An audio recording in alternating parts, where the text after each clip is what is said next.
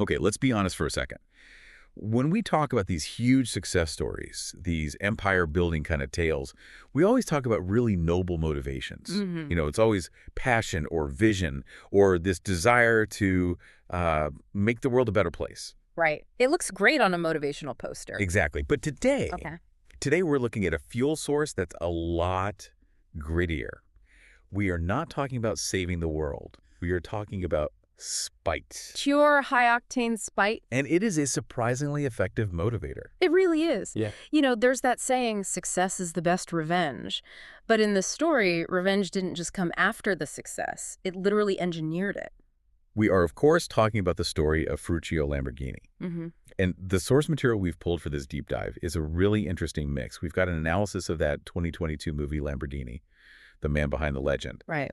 But because Hollywood loves to, let's say, embellish, we're cross-referencing everything with actual historical biographies and records to get to the real story. Which you absolutely have to do here, because when you're dealing with Italian supercars, the legend, it tends to get a fresh coat of paint every few years. So the mission is pretty clear. Yeah. We want to trace how a farmer's son went from fixing things in a muddy field to creating maybe the most flamboyant car brand on the planet, and figure out how much of that was business genius. And how much was just one guy refusing to be insulted? And that's the key. This isn't just a business story. It's about ego. It's about what happens when you tell a mechanical genius that he's, just a peasant. So let's rewind. Let's start in the mud.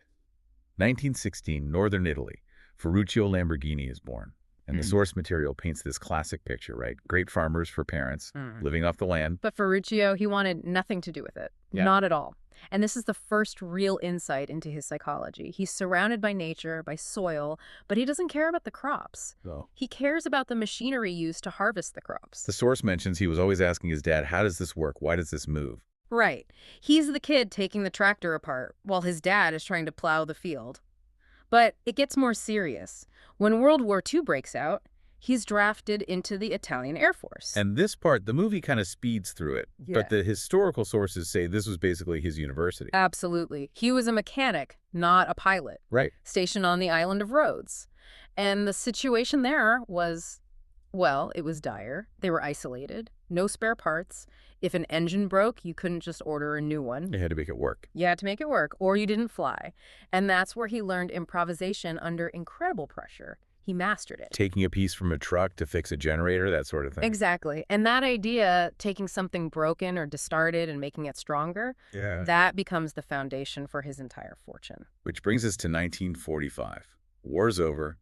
Italy is rubble. The economy's a wreck. Right. But Ferruccio looks around and he sees opportunity where everyone else just sees garbage. He sees all this surplus military equipment left behind by the Allies, trucks, carriers, you name it. To everyone else, it's scrap metal. To him, it's raw inventory. Mm-hmm. And that's the aha moment. He realizes Italy doesn't need luxury cars yet. It needs to rebuild. It needs to farm. So he starts Lamborghini Trattori. But here's the brilliant part the movie skips over. He doesn't just repaint the trucks, he re-engineers them. Okay. The biography mentions this amazing detail. He developed a specialized fuel atomizer. A fuel atomizer. All right, break that down for me. Why does that matter? Well, think about post-war Italy. Gasoline was incredibly expensive, a luxury, but diesel was cheap. The problem was these old military engines ran on gas. So a poor farmer couldn't afford to run them. Exactly. So Ferruccio invents this little device. It lets the engine start on gasoline, but once it's warm, it can switch over to the cheap diesel. That is brilliant. It's like a hybrid system, but for saving money. It made his tractors cheap to buy because they're made of scrap and cheap to run. They were also indestructible. He completely crushed the competition. So he becomes one of the wealthiest men in Italy. Very, very quickly. And I think that context is so important. People hear Lamborghini and they think of some playboy. Right. This guy was a self-made tycoon who understood engineering better than anyone. He was a serious operator, and that wealth let him finally indulge his real passion. Fast cars. He buys Alfas, Maseratis, and eventually the ultimate car, a Ferrari. A Ferrari 250 GT. The pinnacle. So he thought. Right, and this is where the customer experience from hell begins. You have to remember, Ferruccio is a mechanic first, and he's driving this Ferrari, and he is not impressed. What was the problem? Not fast enough. Oh, it was fast, but it was rough. The source lists his complaints: a too noisy, bone-shattering ride, and the big one: the clutch kept burning out. The clutch. That seems like a pretty basic thing to fail on a supercar. Constantly. And he knows it's not him. He knows it's a mechanical failure. So he gets tired of taking it to the shop, and he tells his own tractor mechanics, drop the transmission. Let's see what's in there. And what do they find? This is the smoking gun. This is the moment everything changes. Okay. When they open it up, Ferruccio realized the clutch plate Ferrari was using was the exact same commercial clutch plate he used in his tractors. Wait, seriously? A luxury sports car is using a tractor part? A standard off-the-shelf part. Right. But Ferrari was charging a 10-time markup for it because it had a Ferrari logo nearby. Oh, that must have made him furious. Yeah. It's one thing for a part to be bad. It's another thing to hustle a fellow mechanic. He felt cheated. He felt the engineering was lazy. So he decides to go straight to the top. He drives to Maranello to see Enzo Ferrari. The showdown. The movie plays this up as this huge, dramatic thing. The real story is almost colder, which makes it even better. Ferruccio walks in expecting a conversation between peers. Gross. He's trying to help. He's trying to give Enzo advice. He says, look, your cars are fast, but the clutches are garbage.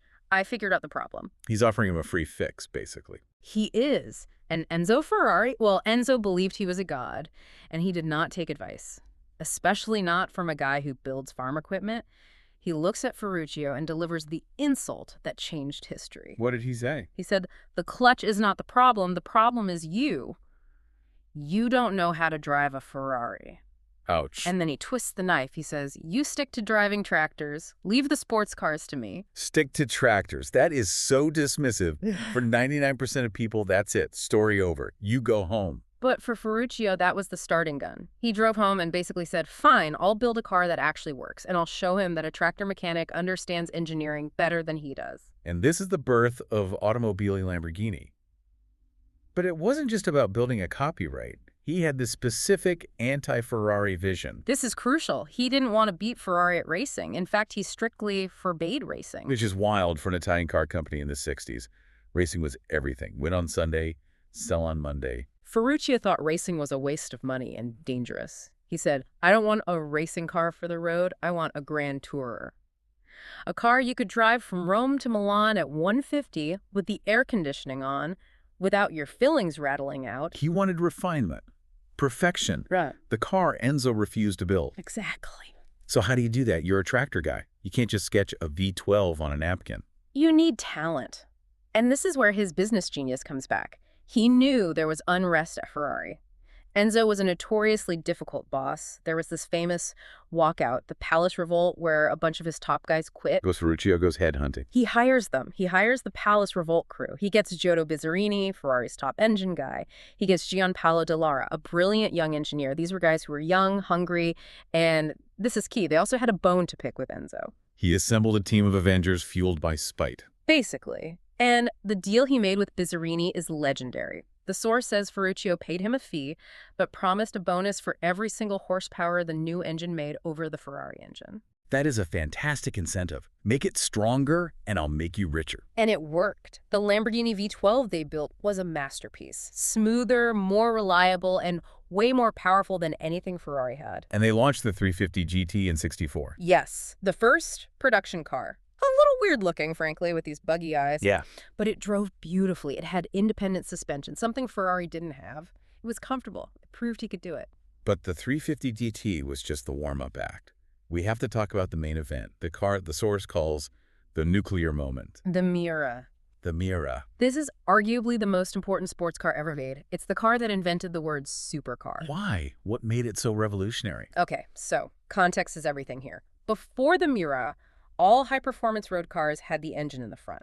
Long hood, engine up front, drive wheels in the back. Sure, like a Corvette or a Jaguar. Exactly. But in racing, F1, Le Mans, they had moved the engine to the middle of the car, better balance, better handling.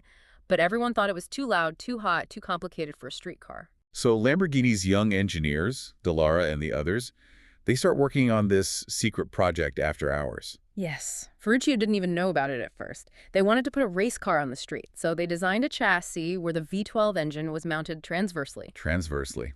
Explain that for us non-gearheads. Sideways. Instead of front to back, like in a normal car, the engine sat across the car, right behind the driver's head. Why do that?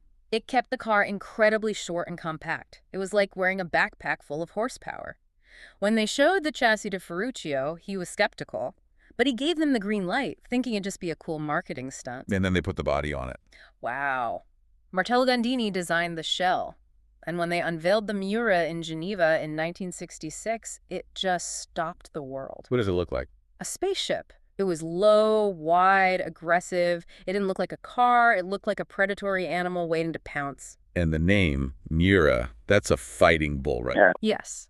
Ferruccio was a Taurus, obsessed with bullfighting. And the Miura is a breed of bull known for being particularly intelligent and ferocious. It was perfect. And the impact on Ferrari. Devastating. Suddenly, every front-engine Ferrari looked like an antique, like your grandfather's car.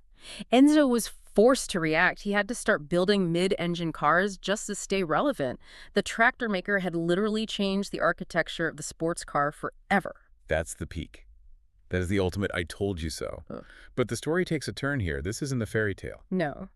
We get into the 1970s, and this part of the source material is really a tragedy. It just shows how fast things can fall apart. What happened? Was it the cars? The cars were amazing, but the world changed around them. First, you had massive labor unrest in Italy. Strikes were paralyzing the factories. Ferruccio was a very hands-on, paternalistic owner. He couldn't handle the conflict with his workers. And then the global economy just falls off a cliff. The 1973 oil crisis, gas prices quadruple overnight, and Lamborghini is selling V12 monsters that get, 8 miles to the gallon? Nobody wants a V12 when you can't get gas. Exactly. Sales evaporated. Yeah. But the tractor business got hit even harder. Ferruccio had secured this massive order for tractors from the government of Bolivia. Bolivia. Yes. He invested everything to build these tractors. But then a coup d'etat happens in Bolivia. The new government immediately cancels the order. Oh, no. So he's just sitting on hundreds of tractors with no one to pay for them. It was a cash flow nightmare. It bankrupted him. He had to sell the tractor company, his first empire, the thing he actually loved, just to survive. And eventually the pressure was too much.